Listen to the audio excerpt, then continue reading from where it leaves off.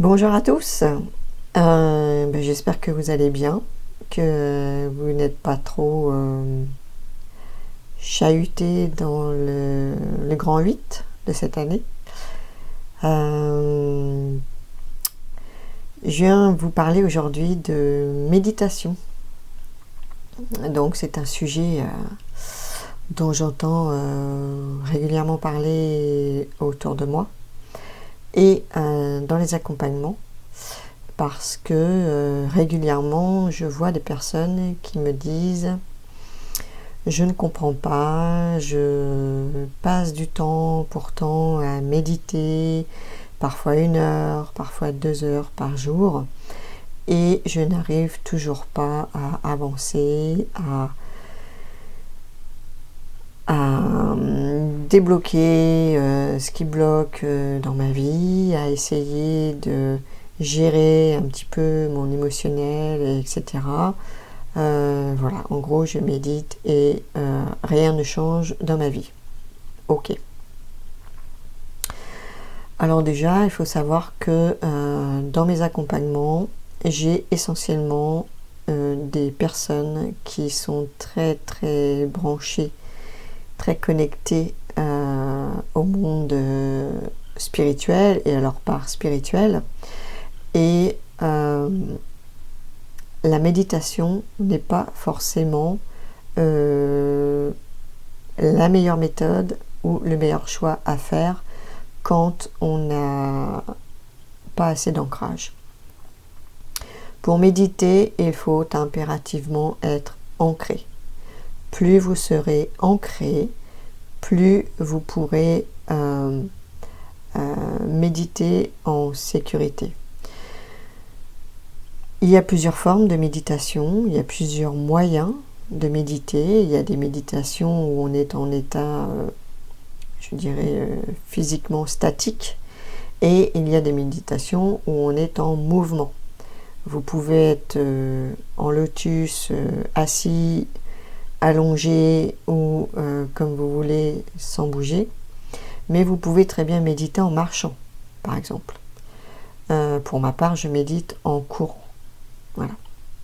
Donc il y a différentes formes de méditation, et pour les personnes qui sont très attirées par la spiritualité, le danger entre guillemets de la méditation, c'est de se servir de la méditation non pas comme un moyen de revenir à l'instant présent, un moyen de revenir à vous, mais plutôt un moyen de fuite. Et ça, on ne s'en rend pas forcément compte, mais bon nombre de personnes utilisent la méditation pour fuir la réalité plutôt que pour l'incarner complètement. Alors pourquoi je parle de ça aujourd'hui ? Parce que j'ai eu plusieurs fois ces derniers temps ce genre de remarques par rapport à la méditation qui en gros ne servait pas à grand chose, en tout cas ne faisait pas avancer le schmilblick. Alors je voudrais préciser quelque chose par rapport à la façon de méditer.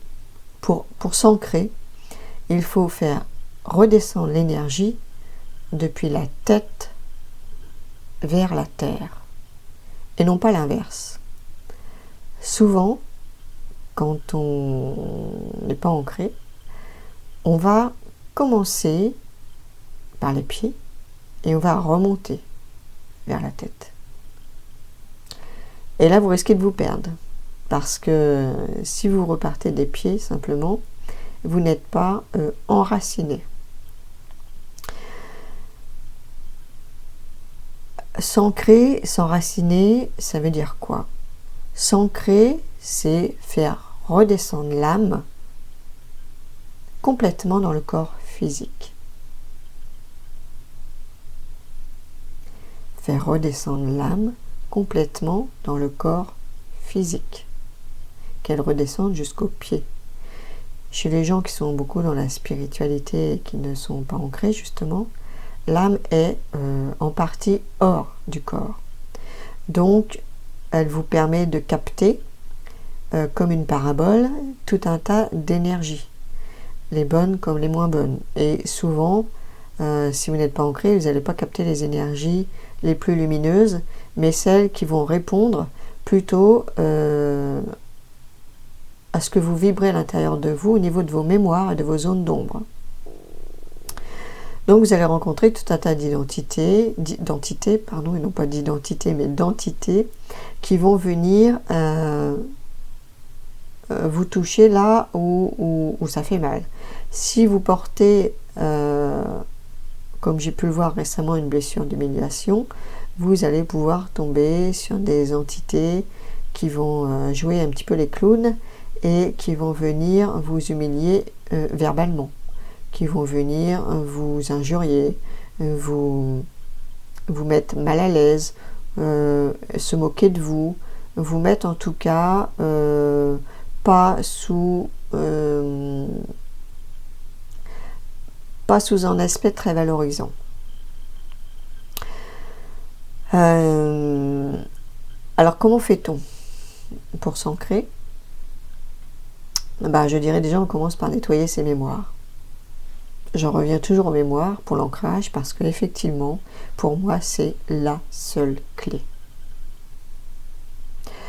D'ailleurs, quand on vient vers moi en me disant je médite, je fais de la méditation, mais je vois bien que non, ça m'aide pas forcément, ça fait pas grand chose finalement. On se rend bien compte que on n'arrive pas à s'ancrer. On n'y arrive pas parce qu'on n'arrive pas à s'ancrer. Pourquoi on n'arrive pas à s'ancrer? C'est pas la méditation qui va vous aider à vous ancrer. La méditation, elle ne vous aidera pas à vous ancrer. L'ancrage, c'est quelque chose qui est conscient. Déjà, c'est une volonté et c'est surtout pour l'âme, lui donner la possibilité d'incarner pleinement votre corps physique. Si vous êtes rempli de stress, de peur, de croyances, de résistance, de blocage, l'âme n'a qu'une envie, c'est de repartir. Elle n'a pas envie de rester dans un corps qui ne la met pas en sécurité. Elle a besoin de sentir qu'il y a cette sécurité, qu'elle est protégée. Votre corps, c'est le temple de votre âme. Donc, si vous ne lui faites pas un cocon, elle ne restera pas. Elle aura toujours tendance à vouloir s'évader. Donc vous serez tout le temps en flottement, en suspens, entre deux mondes, et vous ne serez pas dans votre corps, là, à l'instant présent, et dans votre vie en pleine présence. Donc, première chose, pour s'ancrer, faire ce nettoyage karmique, transgénérationnel, c'est le minimum. Ensuite, on peut commencer à faire des exercices d'ancrage. Et là, vous allez sentir la différence. Parce que l'énergie, vous allez la sentir dans vos jambes, dans vos pieds. Vous allez la sentir circuler. Parce que plus on nettoie nos mémoires, plus l'âme peut s'installer dans le corps physique. Donc on repart du sommet de la tête, et non pas des pieds, mais du sommet de la tête, et on redescend. Pour ceux qui ont vraiment du mal, choisissez une méditation qui va vous ramener à vous, à votre corps physique, à la matière et à votre respiration. Évitez les méditations qui vont vous emmener en voyage. Revenez au corps. Faites ce qu'on appelle un body scan, un scan du corps. Vous repartez du sommet de la tête et vous redescendez tranquillement, étape par étape, en faisant le tour de toutes les parties de votre corps pour voir là où il y a des tensions. Et écoutez ce que votre corps a à vous dire à travers ces tensions. J'ai mal dans l'épaule gauche, ok. Qu'est-ce qui se passe? Qu'est-ce qui se passe? Quel est le message en fait de mon corps à travers mon épaule? Qu'est-ce qu'il essaie de me dire à travers cette douleur? Et visualisez une énergie lumineuse sur les endroits où vous avez mal. Imaginez une chaleur qui vient entourer cette partie de vous qui est en souffrance et envoyez en fait plein d'amour sur cette partie-là. Et vous descendez en fait la tête, le cou, les épaules, le cœur, le ventre, les hanches, les cuisses, les genoux, les mollets, les chevilles, les pieds.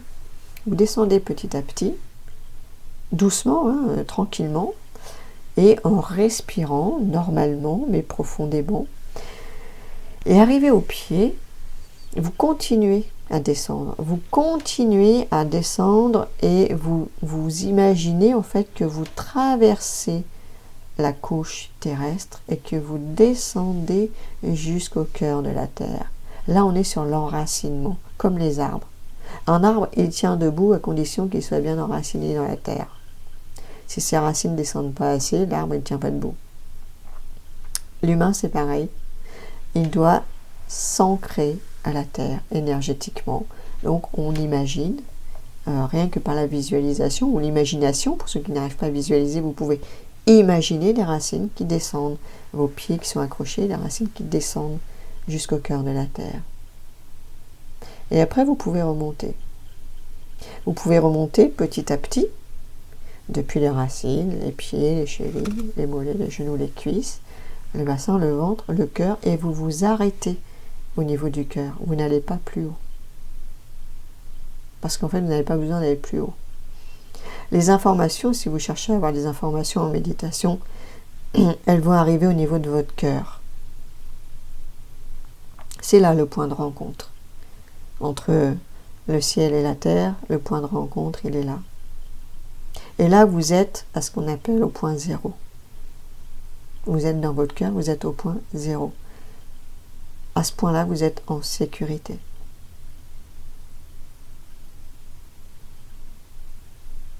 C'est un exercice que je fais faire, notamment avant chaque séance, avant chaque protocole.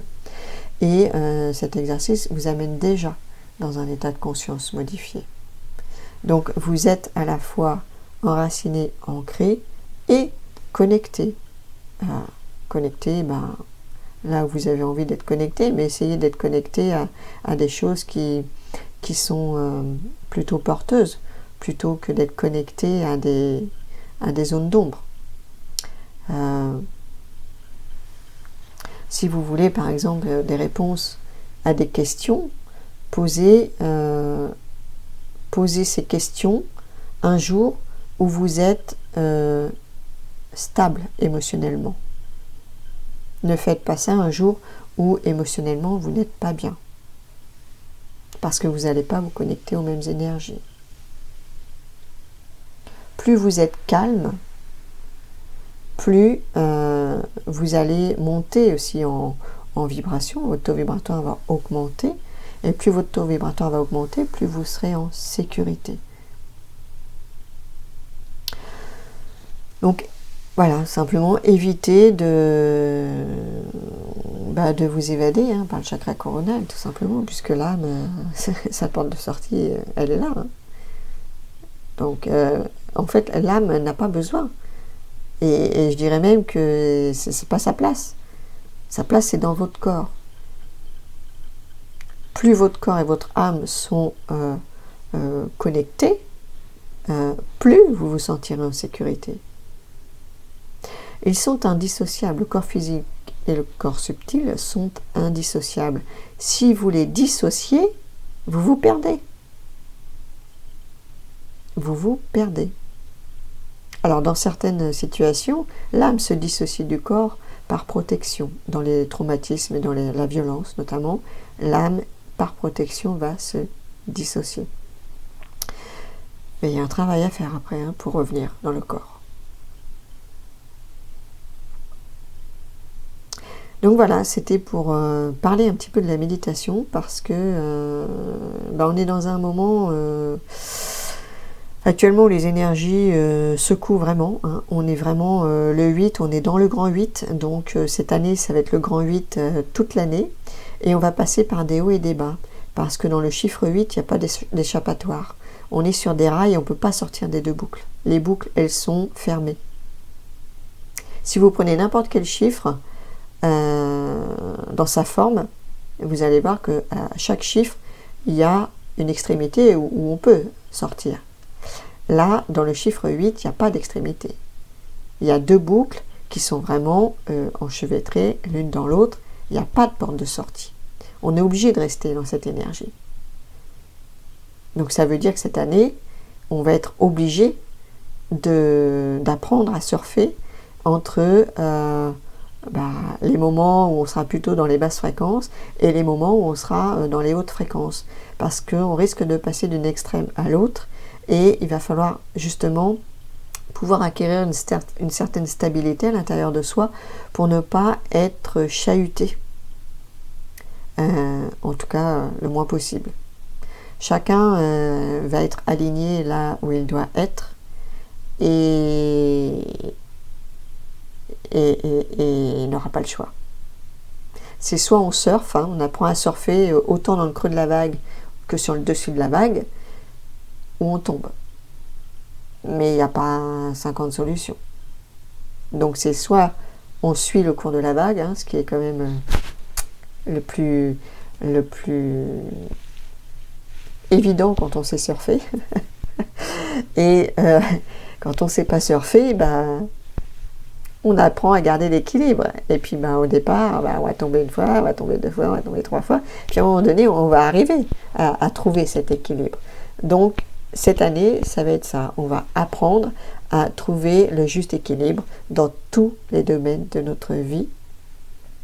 Et plus particulièrement dans le domaine, je dirais, affectif. Mais le domaine professionnel va être bien impacté aussi, parce que chacun doit vraiment être à sa place.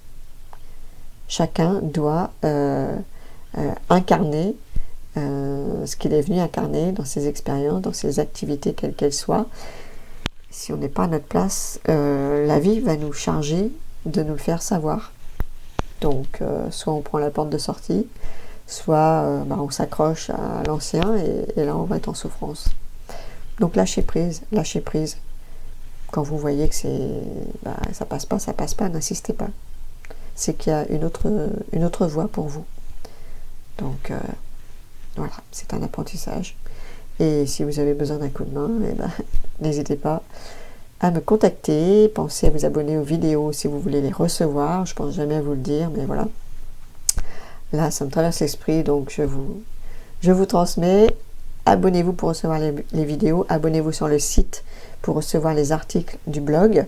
Cette année, je pense que je vais particulièrement beaucoup parler du passeur d'âme, puisque on est dans l'année du passeur.